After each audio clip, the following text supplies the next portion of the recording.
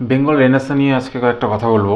Bengal Renaissance বলতে আমরা কি বুঝি, মানে বাংলা করলে হয় নবজাগরণ। তো আহ, রেনেসা কথাটা সাধারণত ইউরোপ থেকে এসেছে, মানে সামাজিক ধর্মীয় এবং মানে পুরো সমগ্র সমাজের যখন কোনো বদল আসে পজিটিভলি, সেটাকে তখন রেনেসা বলা হয়।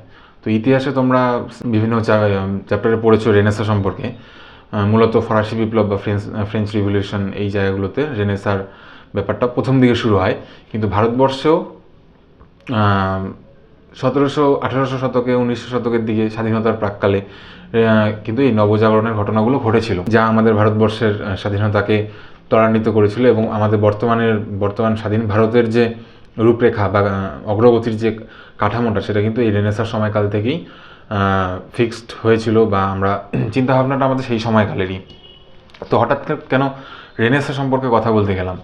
মূলত আজকে আমি বেঙ্গল রেনেসা সম্পর্কে বলবো। হ্যাঁ, মানে বেঙ্গল রেনেসা বলতে ইন্ডিয়ান রেনেসা বা ভারতীয় নবজাগরণ, যেটা বাংলাকে কেন্দ্র করে গড়ে উঠেছিল। ভারতবর্ষের যে চিন্তাধারার পরিবর্তন বা সমাজের পরিবর্তন, কুসংস্কারচ্ছন্ন ভারতবর্ষের যে সমাজ তৎকালীন, সেই সমাজকে মুক্তির আলোয় আলোকিত করেছিল কিন্তু এই বাংলা। তো বাংলাই ভারতবর্ষের নবজাগরণের কিন্তু কেন্দ্রবিন্দু ছিল।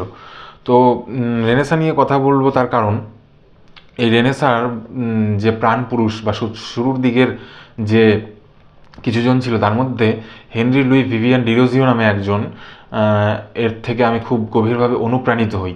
মানে তার যে কর্মকাণ্ড, সেটা আমাকে এবং আমার চিন্তাধারার সঙ্গে অনেকটা মেলে, এবং তার দ্বারা আমি গভীরভাবে অনুপ্রাণিত হই।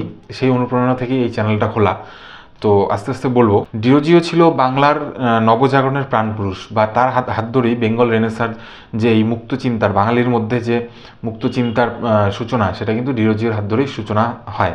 তো তার জন্ম হয়েছিল 1809 সালের 18ই এপ্রিল কলকাতাতে।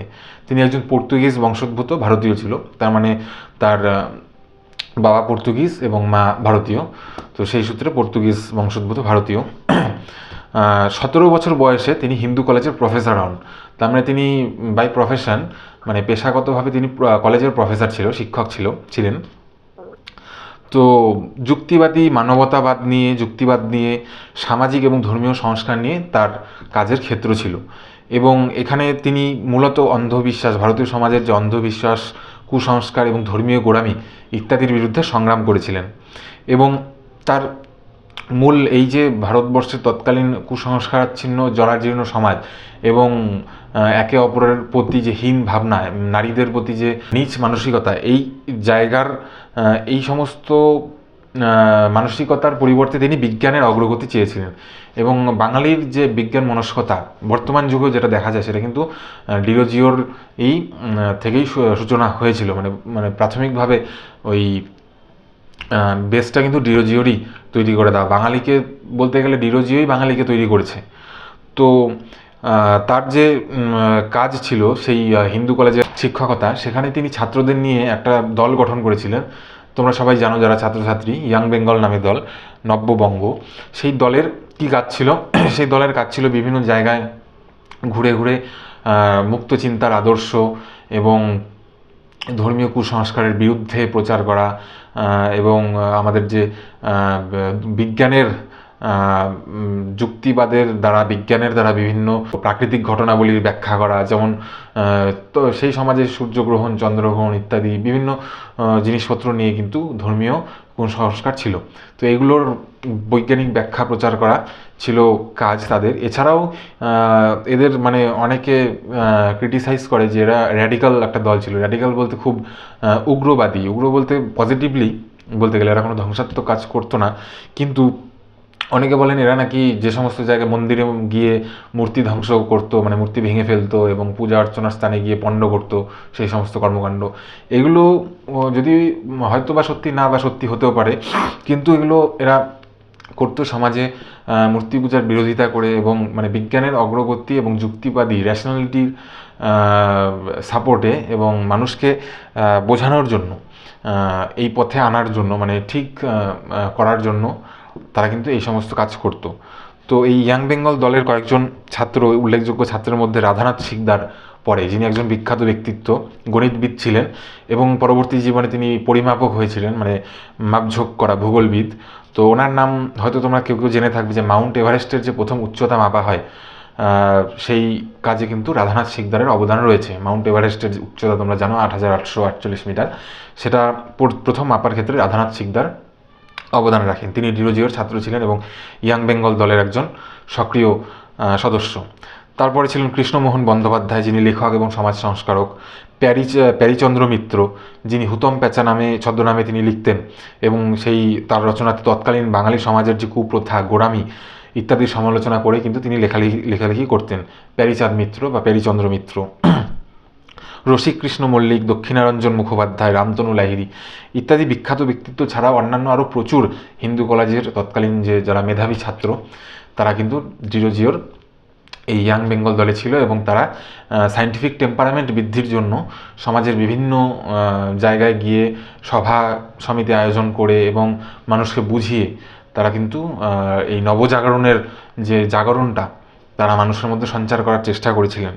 এবং ডিরোজিও সম্পর্কে বলতে গেলে আরও বলতে হয় যে তিনি প্রথম প্রগতিশীল শিক্ষক, যিনি শিক্ষক, কবি এবং সমাজ সংস্কারক, যিনি বাঙালির মনে মুক্ত চিন্তার বীজ বপন করেছিলেন। কথিত আছে যে ইয়ং বেঙ্গলরা মন্দিরে পুজোর জায়গায় গিয়ে মূর্তি ইত্যাদি ভেঙে দিয়ে এবং পূজার জিনিসপত্র আয়োজন পণ্ড করার চেষ্টা করত। প্রশ্ন করা ছিল ডিরোজিওর শিক্ষার মূল ভিত্তি। সমাজের প্রতিটি বিষয়কে যুক্তি বুদ্ধির আওতায় এনে মাপতে এবং বিচার করতে শেখাতেন ছাত্রদের। মানে কোনো কিছু কোনো বইতে লেখা আছে বা ধর্মগ্রন্থে লেখা আছে বা কেউ বলে দিয়েছে, গুরুজন বলে দিয়েছে, তাই জন্য আমরা সেটা অন্ধভাবে মানব, সেটাকে ডিরোজিও একদমই খারিজ করে তার ছাত্রদের সবসময় শেখাতেন যে তোমরা যাই করতে বলা হচ্ছে তোমাদেরকে বা তোমরা শুনছো, সেটাকে যুক্তি বুদ্ধি দিয়ে প্রশ্ন করো এবং বিচার করো, সেটার মধ্যে কতটা সত্য, কতটা যুক্তিকতা রয়েছে, কতটা নৈতিকতা রয়েছে, এবং আমাদের বুদ্ধির পুরো ব্যবহার করে তারপর সেটাকে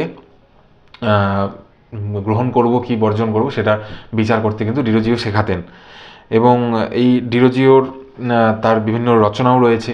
to India my native land নামে তার একটি কবিতার সংকলন রয়েছে, যেখানে তিনি বিভিন্ন রচনা লিখেছেন। এছাড়াও ইয়াং বেঙ্গল দলের বিভিন্ন পত্রপত্রিকা ছিল।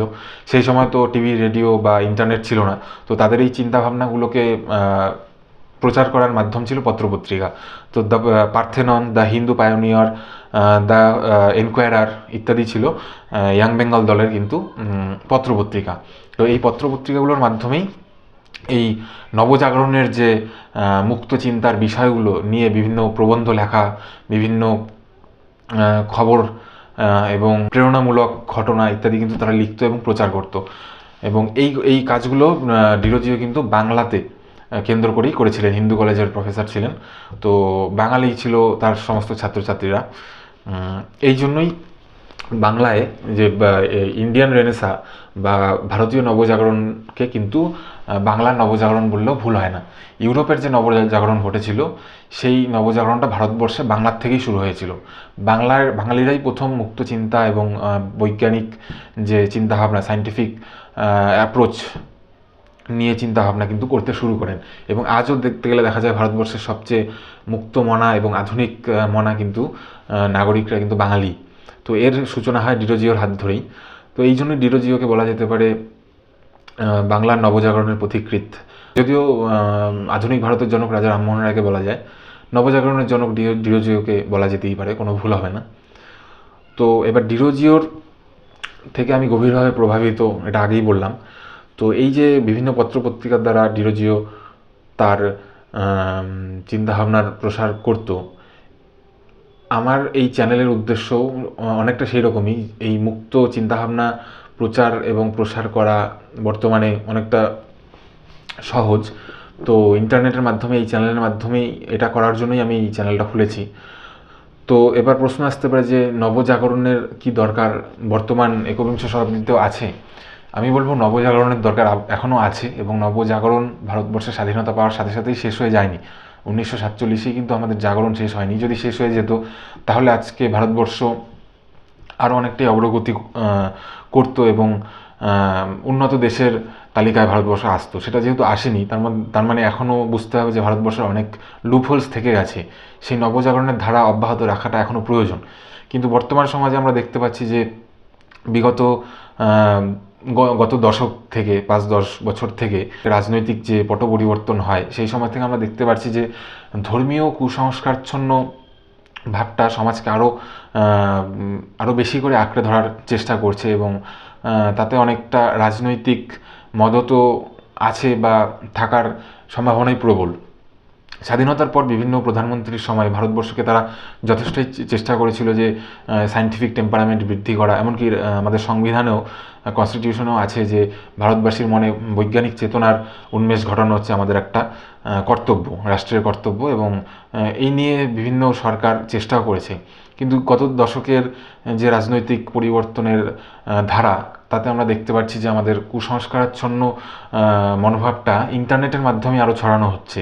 এই ইউটিউব এবং সোশ্যাল মিডিয়ার মাধ্যমে সিউডো সায়েন্সের প্রবল প্রাচুর্য দেখতে পাচ্ছি। জ্যোতিষ থেকে শুরু করে বাস্তু শাস্ত্র ইত্যাদির নাম নিয়ে, তারপর তন্ত্র সাধনা ইত্যাদির নাম নিয়ে ইন্টারনেটে প্রবলভাবে ভ্রান্তি ছড়ানো হচ্ছে, এবং বর্তমান যুব সমাজ খুবই মানে ভার্নারেবল জায়গায় দাঁড়িয়েছে। তোমরা যারা স্কুল কলেজের ছাত্র, তারাও দেখতে পাবে ইন্টারনেট খুললেই বিভিন্ন অ্যাড আসছে, বা ইউটিউবে বড় বড় পডকাস্ট যারা করে তারা বিভিন্ন জ্যোতিষী বা পুরোহিত ইত্যাদি বা তান্ত্রিক এদেরকে এনে কুসংস্কার ছড়াচ্ছে, বা বাস্তুকার এদেরকে এনে কুসংস্কার ছড়াচ্ছে, এবং ধর্মীয় একটা আবহাওয়ার সৃষ্টি করে রাখতে চাইছে, এবং মানুষকে আবার ওই মধ্যযুগীয় সমাজের মধ্যে ঠেলে দিতে চাইছে বর্তমান সমাজের কিছু কিছু শক্তি।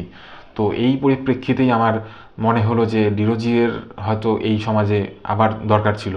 আমি মানে অনেক আগে থেকেই, ছোটো থেকেই, মানে যখন আমি এদের সম্পর্কে জানতে শুরু করি, রাজা রামমোহন রায়, ঈশ্বরচন্দ্র বিদ্যাসাগর, ডিরোজিও, তারপর রবীন্দ্রনাথ ঠাকুর, পরবর্তীকালে বিভিন্ন বৈজ্ঞানিক, আচার্য প্রফুল্লচন্দ্র রায়, মেঘনাথ সাহা, সত্যেন্দ্রনাথ দত্ত, এদেরকে যখন আমি জানতে পারি, তখনই এদের প্রতি আমার একটা এই যে মুক্ত চিন্তার যে একটা হাওয়া, আধুনিকতার যে ছোঁয়াটা, এটা কিন্তু আমার খুব পছন্দ হয়েছিল। তো সেই থেকেই আমার চেষ্টা যে এটা ছড়িয়ে দেওয়াটা প্রয়োজন। তো বর্তমান যুগে এসে দাঁড়িয়ে দেখলাম যে এটা শুধু মানে একটা অপশন হিসাবে নিলে হবে না, আমার একটা দায়িত্ব হিসাবে নিতে হবে যে বর্তমান যে যুব সমাজ, ইয়াং বেঙ্গল যারা বাঙালি, যুব বাঙালি, তাদের মধ্যে ডিরোজিওর আদর্শকে ছড়িয়ে দেওয়া প্রবলভাবে দরকার। তো এই জন্যই আজকে ছোট করে ডিরোজিও সম্পর্কে তোমাদেরকে ইন্ট্রোডিউস করলাম, ডিরোজিওর কথা তোমাদেরকে বললাম। এবং আরেকটা উদ্দেশ্য আমার এই চ্যানেল খোলার, সেটা হলো যে আমি যদি মানে হয়তো ফিল্ডে নেমে কিছু করতে পারছি না, মানে যেমন এই ডিরোজিওর কথাই যদি ধরি, উনি কলেজ থেকে বেরিয়ে ছাত্রছাত্রীদের নিয়ে গ্রামে গ্রামে বেরিয়ে পড়তো, এবং যেখানে দেখতো এই ধরনের হয়তো কোনো জায়গায় সতীদাহ প্রথা চলছে, যে স্বামীর চিতায় স্ত্রীকে ওঠানোর প্রক্রিয়া চলছে, ঢাকঢোল বাজিয়ে তার চিৎকার বন্ধ করে তাকে ধরে বেঁধে চিতায় ওঠানো হচ্ছে, তো ইয়াং বেঙ্গলরা গিয়ে সেই বিধবা স্ত্রীকে বাঁচানোর চেষ্টা করতো, সেই সমস্ত পুরোহিতদের বাধা দেওয়ার চেষ্টা করতো, তাদেরকে বকাঝকা করে মেরে তাড়িয়ে সেই বাচ্চা যে স্ত্রী, বাল্যবিবাহ হতো সেই সময়, তো বৃদ্ধ স্বামী মারা যাওয়ার পর সেই বাচ্চাটিকে চিতায় ওঠানোর প্রক্রিয়া সময় গিয়ে তারা বাধা দিয়ে তাকে বাঁচাতো। এই সমস্ত কর্মকাণ্ড তারা ফিল্ডে নেমে করতো। কিন্তু বর্তমানে এই সমস্ত জিনিসপত্র হয়তো নেই, কিন্তু এটা এখন ভার্চুয়ালি চলছে। আমাদের মাথাকে, ব্রেনকে কুসংস্কারের দ্বারা অকুপাই করে নেওয়ার একটা চেষ্টা চলছে। তো আমাদেরকেও এর ফাইট করতে হবে ভার্চুয়ালি, ইন্টারনেটের মাধ্যমেই। তো এই জন্যই এই সায়েন্টিফিক টেম্পারামেন্ট এবং সচেতনতা বৃদ্ধি করার জন্যই এই ইন্টারনেটের মাধ্যমে আমি এই ধরনের ভিডিওগুলো দেব। এবং আমার আরেকটা উদ্দেশ্য হচ্ছে একটা ডিসকোর্স তৈরি করা, একটা মুক্তমনা সায়েন্টিফিক ওপেন কমিউনিটি তৈরি করা। যারা আমার এই চ্যানেলের সঙ্গে যুক্ত হবে বা সাবস্ক্রাইব করবে বা ভিডিওগুলো দেখবে, তাদের সঙ্গে আমি কমেন্টের মাধ্যমে বা বিভিন্নভাবে আলোচনা করব, এবং কথাবার্তা হতে থাকবে। তো তাদের থেকেও আমি বিভিন্ন মতামত জানতে পারবো, এবং আমার মতামত শেয়ার করতে পারবো। তো এইভাবে একটা যদি আমরা বাঙালি সমাজের কি বলবো, একটা যুক্তিবাদী এবং মুক্তমনা একটা নাগরিক সমাজ গড়ে তুলতে পারি, মানুষের মধ্যে যদি সচেতনতা অন্তত বৃদ্ধি করতে পারি, সেটাই আমাদের একটা পাওনা। তো এই একটা কমিউনিটি তৈরি করার জন্য আমি এই চ্যানেলটা খুলেছি। তো তোমরা সাথে থাকবে। ধন্যবাদ।